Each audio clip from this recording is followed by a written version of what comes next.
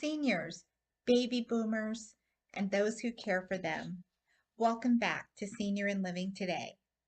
Today, we're going to have a discussion about what's happening with our money these days and accessibility to our money.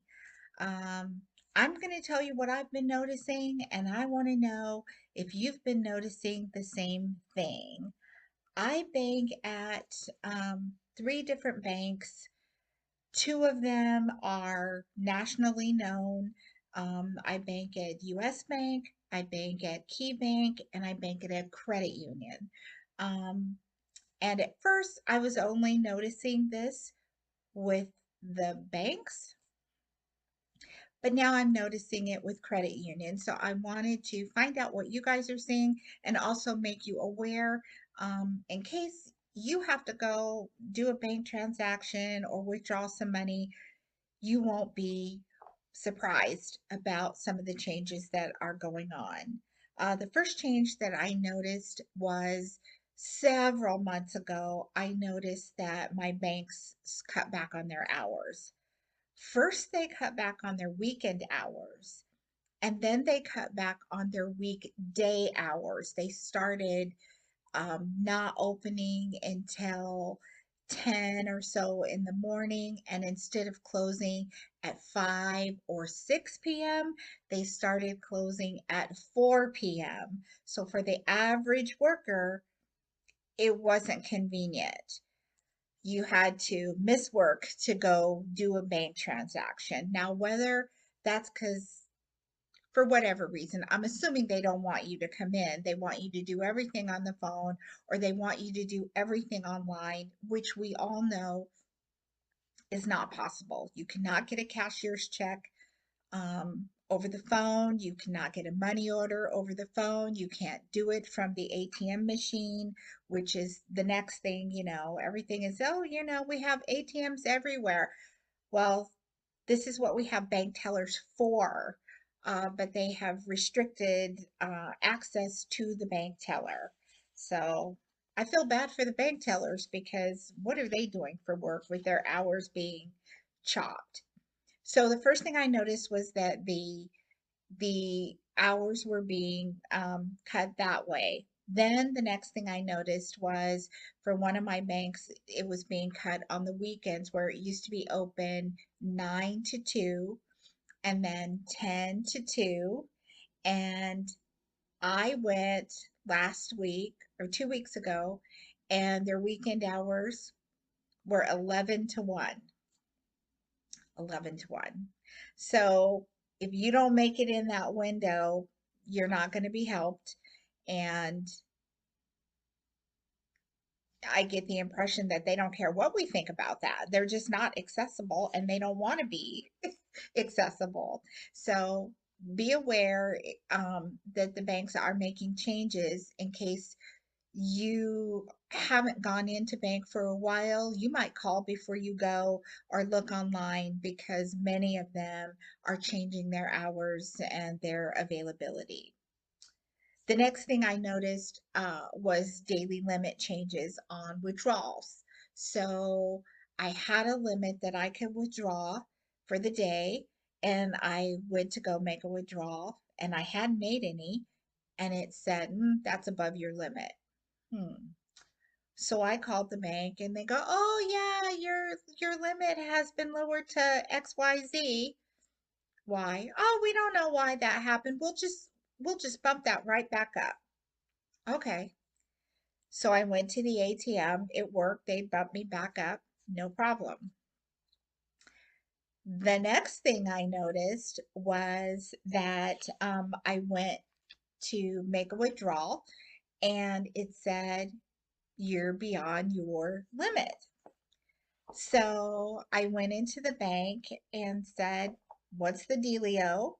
And they said, "Oh, we have changed our rules and we have combined our daily limits." And I was like, "What do you mean?" And they said, "Well, now we consider Friday, Saturday, Sunday one day. So if you make a withdrawal on Friday for your daily limit, You cannot make a withdrawal on Saturday or Sunday. You can only, unless it's small amounts. So let's say your daily limit is 900. You can't draw out 900 on Friday, 900 on Saturday, 900 on Sunday. You can draw out 300, 300, 300. You cannot exceed your daily limit on any of those days. It's all combined as one. So be aware of that. Check with your bank, see if they've made changes because you'd hate to draw out money on Friday and then on Saturday think, oh, I need some money and go to get it and you can't get it and the bank is closed. So be aware that they are combining days, at least at my bank. Check with yours because it was new with mine and I don't know why all the shenanigans are going on, but you don't want to be caught not being able to access your funds. So they are combining your limits um, of withdrawal. They're combining those days. The next thing I noticed is they're putting holds on cash, even at credit unions. So let's say you deposit $2,000. Some of the banks are doing the next day, half of it is accessible, and then they're making you wait 2 more days before the rest of it is accessible.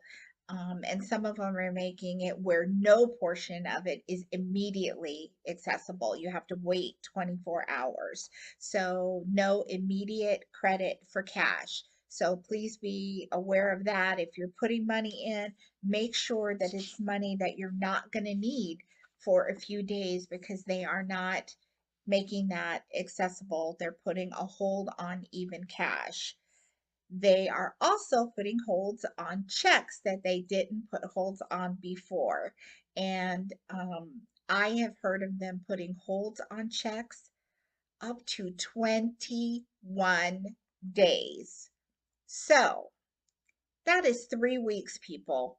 3 weeks that you can't get your money. So there have been, stories of contractors that have gotten money to do a job so they can go out and get the supplies and then they can't get them because the bank wants to hold that check for supplies for 3 weeks. So I thought it was important that we had a little chit chat about this, that you can know that there is stuff going on in the banking system.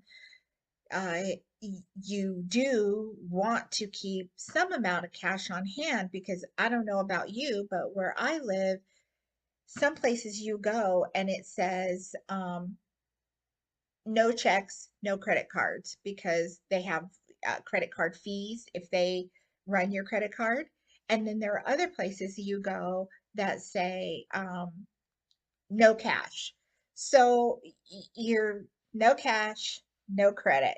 You have to carry both because you don't know what you're going to run up against. If you run up against some places, you'll see they'll have signs, our power's out, our machines are down, we can't run any credit cards, we can only take cash. So you have to have cash. So be aware what those limits are so that you aren't, you know, inconvenienced without being able to make your transactions. Let me know down below what you're finding. I'm in the Midwest. Let me know where you're living, what part of the United States you're living in, and what you're finding. But that's what we're finding here.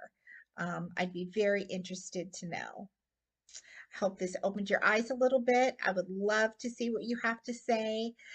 Please like the video, share the video, comment down below, and I look forward to seeing you again on Senior and Living Today.